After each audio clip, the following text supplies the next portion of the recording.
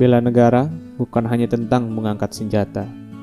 Bela negara adalah panggilan hati untuk mencintai, menjaga, dan membangun negeri dengan penuh tanggung jawab. Di tengah tantangan zaman, setiap ASN dituntut untuk menjadi teladan dalam mewujudkan semangat bela negara. Pasal 27 ayat 3 Undang-Undang Dasar 1945 menyebutkan bahwa setiap warga negara berhak dan wajib ikut serta dalam upaya pembela negara. Nilai-nilai bela negara mencakup cinta tanah air, kesadaran bangsa, keyakinan pada Pancasila, dan kesiapan berkorban demi bangsa.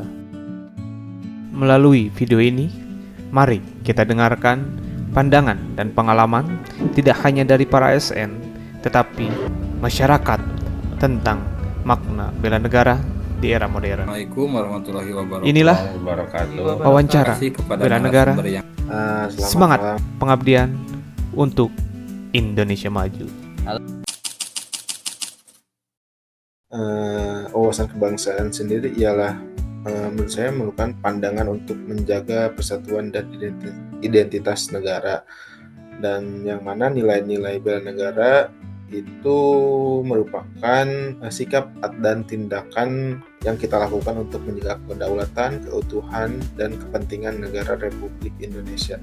Mungkin itu sih penjelasan secara singkat ya menurut saya. Kalau menurut saya sebuah pandangan terhadap persatuan kebangsaan dan nilai-nilai bela negara sih kalau menurut saya, terkait kedaulatan terus sama keutuhan dan kepentingan negara kita sih. Untuk wawasan kebangsaan dan bela negara ya, terkait hal itu kita sudah belajar ya lebihnya, dan untuk penerapannya di pondok pesantren secara khusus untuk pribadi dan pondok pesantren ya kita sudah mencoba untuk menerapkan bagaimana agar ya kami selaku pengajar dan juga para santri memiliki sikap, memiliki tindakan yang bertujuan untuk memiliki rasa cinta kepada Negara Kesatuan Republik Indonesia dan juga menerapkan nilai-nilai yang ada di dalam Pancasila dan Undang-Undang Dasar Negara Kesatuan Republik Indonesia. Bhinneka Tunggal itu kan berarti walaupun kita berbeda-beda dari segi suku, agama, dan budaya, kita tetap satu sebagai bangsa Indonesia kalau nggak salah ya Pak ya. Ya berbeda-beda tetap satu juga ya, intinya beda suku, beda agama, kita tetap satu bangsa dan negara. Bhinneka Tunggal Ika bahwa kita berbeda-beda tetapi satu kebangsaan yaitu bangsa Indonesia. Ya artinya kita harus memiliki pemahaman yang memiliki kesadaran bahwa kita hidup berbangsa ini berbeda-beda. Kita beragama juga mungkin di Indonesia ini agamanya juga berbeda-beda, sehingga walaupun kita berbeda baik dari suku bangsa, berbeda agama, tetapi kita tetap satu, yaitu seorang satu, yaitu bangsa Indonesia yang merupakan komponen warga negara Kesatuan Republik Indonesia, sehingga ya kita harus mengutamakan persatuan ya, persatuan dibandingkan dengan lebih mengutamakan perbedaan-perbedaan permasalahan perbedaan. Mungkin salah satunya mungkin kalau misalkan di lingkungan masyarakat, misalkan di lingkungan kita ya, mungkin seperti kerja bakti antar warga mungkin dengan berbagai latar belakang yang berbeda, di mana kita itu walaupun berbeda-beda agama ataupun berbeda-beda agama misalkan karena memang satu daerah, satu suku, tapi kita tetap saling menghormati.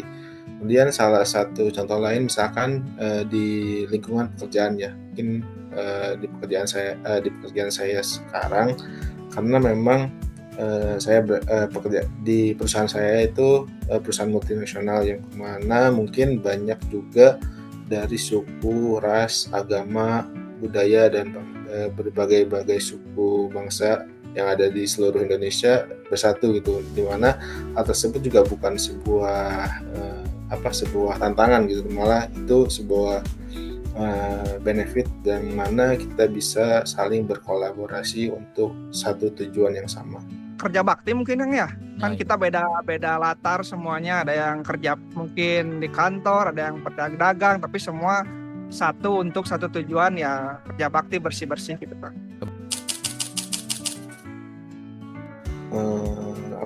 Seperti saya rutin berolahraga untuk menjaga kebugaran mungkin ya.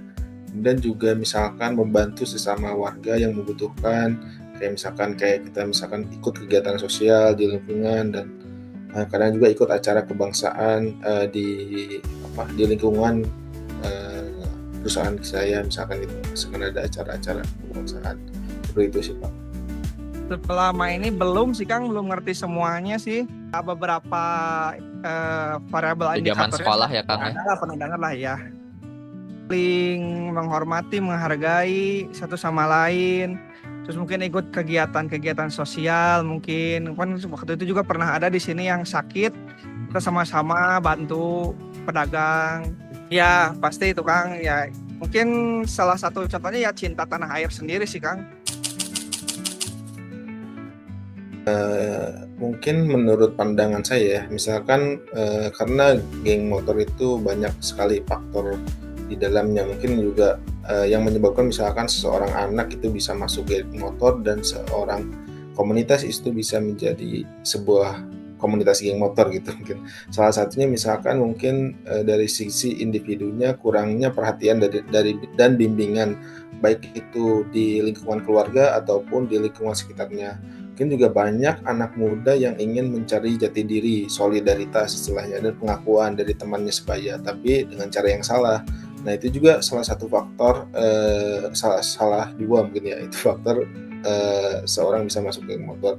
Nah selain itu juga misalkan dari faktor ekonomi, pergaulan bebas, dan pengaruh media sosial yang sekarang itu sangat bisa membahayakan anak-anak generasi sekarang ya, karena mungkin kurangnya kegiatan positif di lingkungan mereka juga membuat mereka mencari kesenangan lewat hal-hal yang justru mungkin itu merugikan diri sendiri dan orang lain. Sebenarnya nggak cuma hanya dipelajari, mungkin harus dipraktekkan mungkin Kang ya, terkait nilai-nilai kebangsaan itu sendiri dalam tindakan sehari-hari. Ya kayak tadi, jaga toleransi, terus aktif kontribusi di lingkungan kita, gitu sih aja sih Kang. Mungkin ada beberapa poin yang bisa kita tekankan ya untuk pembelajaran kita maupun anak cucu kita di masa depan. Mungkin pembelajaran wawasan kebangsaan dan bela negara itu sangat penting untuk pemahaman seseorang agar tidak terjerumus ke hal-hal yang negatif ya. Jadi mungkin kita harus didik anak-anak kita, misalkan untuk kaum remaja ya, biar paham siapa sih wawasan kebangsaan dan bela negara sih, yang mungkin dengan cara-cara yang lebih modern, karena kita juga sekarang di lingkungan yang serba teknologi ya, kita harus bisa memanfaatkan teknologi itu agar jangan sampai terjerumus ke hal-hal yang negatif, tapi kita mengedukasikan bagaimana pemahaman wawasan kebangsaan dan bela negara itu sendiri sih. Dari saya itu sih Bapak Chandra.